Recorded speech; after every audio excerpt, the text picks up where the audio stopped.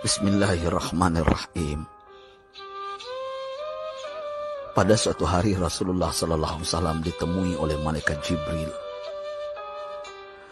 Rasul pun bertanya, "Ada apa wahai Jibril?" Jibril menjawab, "Wahai Muhammad, sesungguhnya hari ini Allah Subhanahu wa Ta'ala sedang mengobarkan nyala api neraka, dan seluruh para malaikat amat ketakutan. Mereka tidak tahu harus bagaimana. Untung aku ingat," kata Jibril, "bahwa engkau Muhammad adalah sumber cinta dan sayang Allah Subhanahu wa Ta'ala kepada alam semesta. Dengan alasan itu aku kesini, bertabaruk mengambil berkah dengan cinta Allah kepada dirimu, ya Rasulullah, ya Muhammad." Rasulullah terdiam beberapa saat, kemudian bertanya lagi, "Wahai Jibril, ceritakan padaku bagaimana neraka itu sesungguhnya." Jibril menjawab, "Wahai Muhammad, neraka itu bagaikan lubang-lubang yang terdiri dari 7 tingkat. Jarak antara satu lubang dengan yang lain ialah perjalanan 70 tahun. Lubang paling bawah adalah lubang yang paling panas." Nabi SAW meneruskan pertanyaannya, "Lalu siapakah penghuni lubang-lubang neraka itu, wahai Jibril? Sampaikan kepadaku, Jibril." Jibril menjawab, "Lubang yang paling bawah diciptakan untuk orang-orang munafik. Lubang yang berikutnya untuk penyembah berhala. Lalu untuk penyembah bintang dan matahari."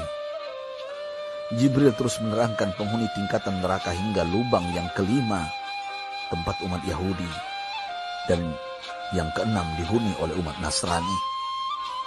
Setelah menjelaskan penghuni 6 tingkatan neraka, Jibril diam cukup lama.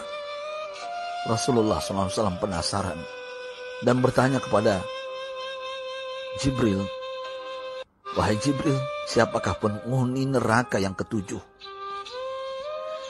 Jibril diam saja tidak menjawab.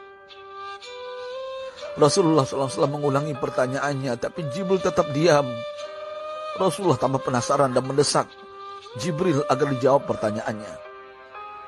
Akhirnya Jibril pun berkata, "Umatmu, wahai Muhammad, mereka itu para pelaku dosa besar di kalangan umatmu, yang dimana sampai mereka mati belum sempat bertaubat." Mendengar jawaban Jibril, Rasulullah langsung jatuh pingsan. Jibril merangkulnya dan meletakkan tubuh baginda di atas pangkuannya. Tak berapa lama Rasulullah SAW sadar dan langsung menangis bersimbah air mata dengan terisak-isak. Rasulullah mempertegas pertanyaannya, "Wahai Jibril, apakah benar ada di antara umatku yang masuk neraka?" Jibril menjawab, "Benar, wahai Muhammad, pelaku dosa besar di antara umatmu yang belum bertaubat." Setelah itu Rasulullah menghadap kiblat dan sujud kepada Allah dalam isak tangisnya. Sesekali dengan suara pelan beliau membisikkan kata-kata, "Ummati ya Rabb, ummati, ummati, ummati."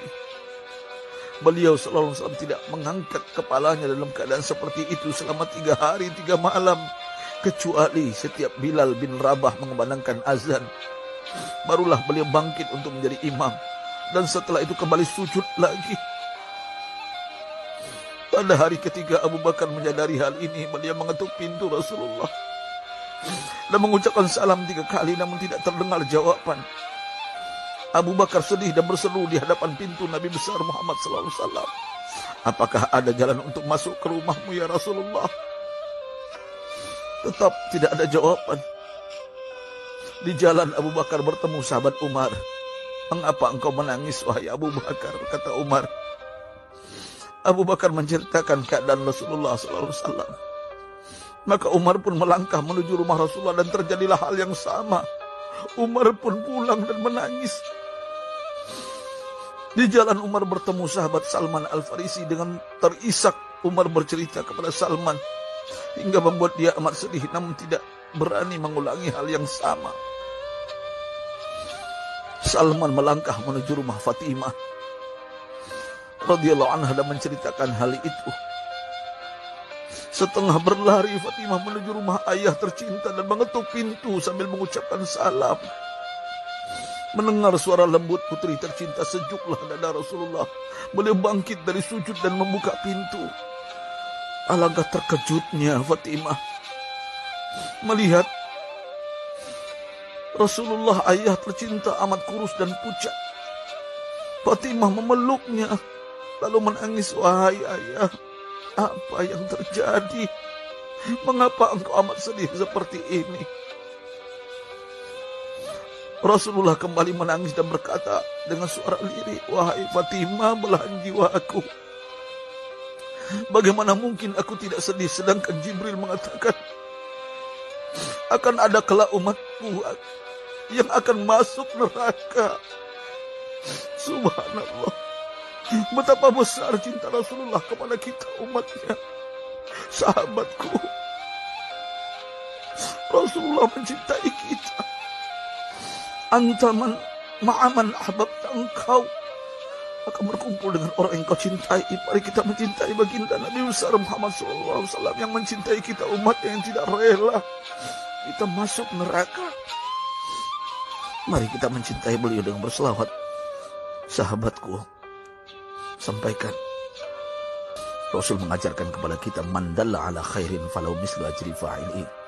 Siapa yang menunjukkan kepada kebaikan, maka dia akan mendapatkan pahala seperti orang yang mengerjakannya.